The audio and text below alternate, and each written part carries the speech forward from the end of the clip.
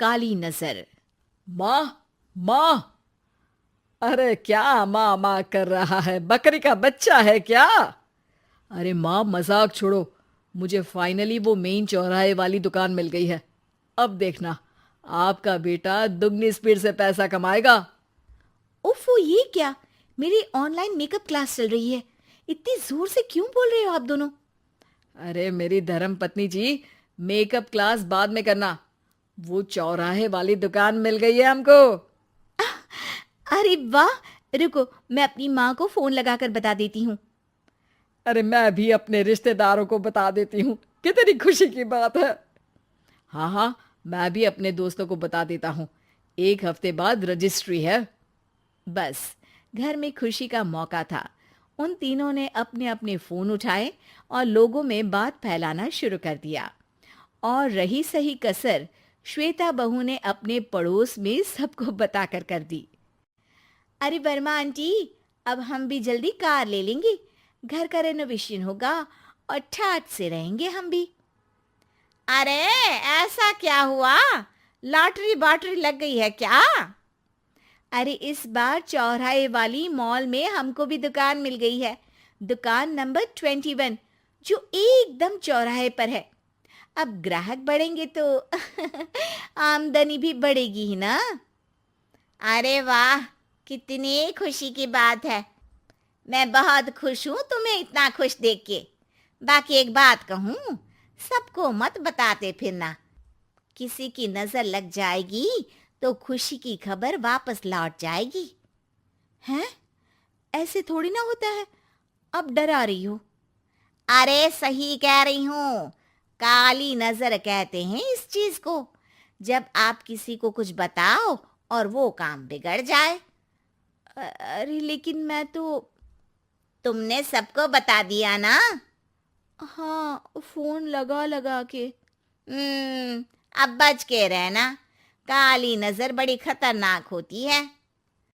श्वेता इतनी खुश रहती है कि वो वर्मा आंटी की बात पर ध्यान ही नहीं देती, जबकि पड़ोस में और भी लोगों से खुशी की खबर शेयर करती रहती है। अगले दिन राजेश बहुत दुखी होकर घर आता है। अरे बेटा, क्या हुआ? मुंह क्यों सूजा हुआ है? मधुमक्खी ने काट लिया क्या? माँ, वो दुकान किसी और के पास चली गई। किसी ने ज्यादा भाव लगा दिया। अरे पर बात तो आपसे हुई थी ना उस दुकान वाले की। हाँ, आज मैं टोकन अमाउंट देने गया था, तब मुझे पता चला। कोई आकर सुबह मुझसे पहले ही ज्यादा अमाउंट दे गया। हम्म, काली नजर। क्या? क्या कहा? वर्मा आंटी ने समझाया था कि किसी को बताना मत, वरना काली नजर लग जाएगी। अच्छा, तुम्हें उनकी बात मान लेनी चाहिए थी। उनकी बात मान लेती, लेकिन उसके पहले ही सबको बता चुके थे ना हम तीनों। अरे अगली बार से ध्यान रखेंगे। कोई भी नई चीज होगी तो किसी को नहीं बताएंगे। तीनों कुछ दिन ऐसे ही रहते हैं, पर एक दिन श्वेता को एक मेल आता है। राजेश, मेरा ऑनलाइन मेकअप कोर्स कंप्लीट हो गया। अब मैं खुद का पार्लर खोल सकती हूँ। अरे वाह, अपने मोहल्ले में ही खोलते हैं। ये जो घर के सामने दुकान है ना, वहीं। हाँ, यहाँ सस्ती भी मिल जाएगी। अगले दिन श्वेता वर्मा आंटी के पास जाती है, मिठाई का डब्बा लेकर। अरे आओ आओ, कैसे आना हुआ? जोर से नहीं बोलूंगी। वो सामने वाली दुकान है ना, वहां मैं अपनी पार्लर की दुकान खोलने वाली हूँ। उसकी मिठाई है। अरे वाह, बहुत बधाई हो तुमको। हाँ, मैं कमाने लगूंगी तो राजेश पर पूरे घर का बोझ नहीं रहेगा ना आंटी जी। ये तो है। पर ये बता कि तूने ये बात किसी और को तो नहीं बताई ना? अरे नहीं नहीं, पिछली बार गलती कर दी थी। काली नजर लगी किसी की और राजेश के हाथ से वो दुकान चली गई थी। सबको मत बताना।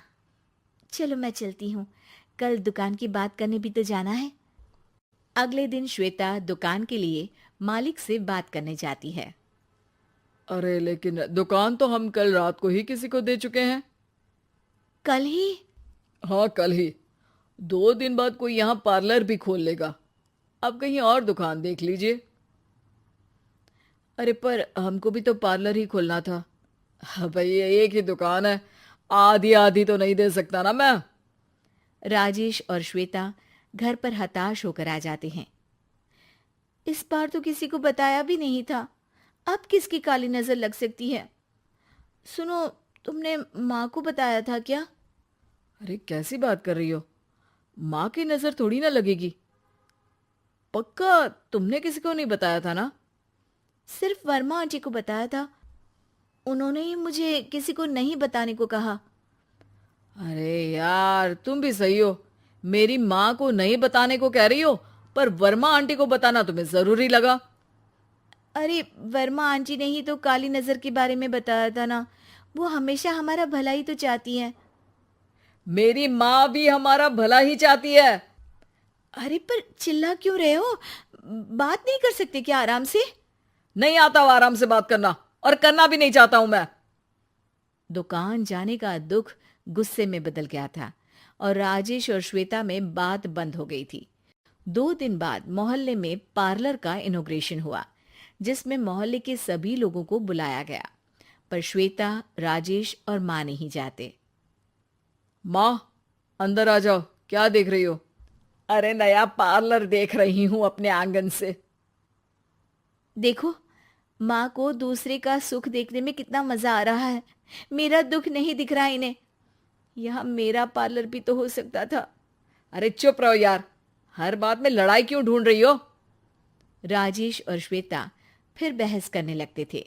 तभी माँ ने दोनों को बाहर बुलाया। अरे जरा देखो तो, दुकान चलाने वाले का बोर्ड पर नाम क्या लिखा है? श्रुति वर्मा। गाड़ी निकाले बेटा, हमें कहीं जाना है। काली नजर का इलाज कराने? राजेश अपनी बाइक निकालता है। तीनों ट्रिपलिंग कर रहे हैं। माँ राजेश को उस मॉल वाली दुकान पर लेकर जाती है जहां राजेश अपनी दुकान खोलने वाला था। यही दुकान लेना चाहता था ना तू?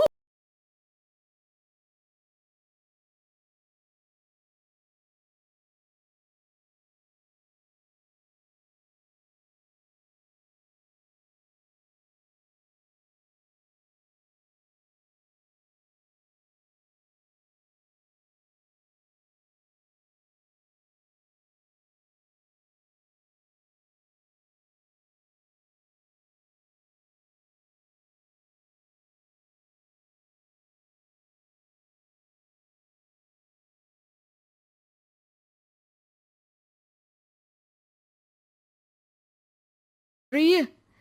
नहीं नहीं, ऐसा नहीं हो सकता, ये बस इत्तेफाक है। राजेश अपना फोन निकालता है और श्रुति वर्मा और अनुपम वर्मा के नाम फेसबुक पर सर्च करता है, जहां ये दोनों ही वर्मा आंटी के रिश्तेदार होते हैं। श्वेता को समझ में आ जाता है कि वर्मा आंटी की ही नजर खाली नजर है। अब क्या करना है?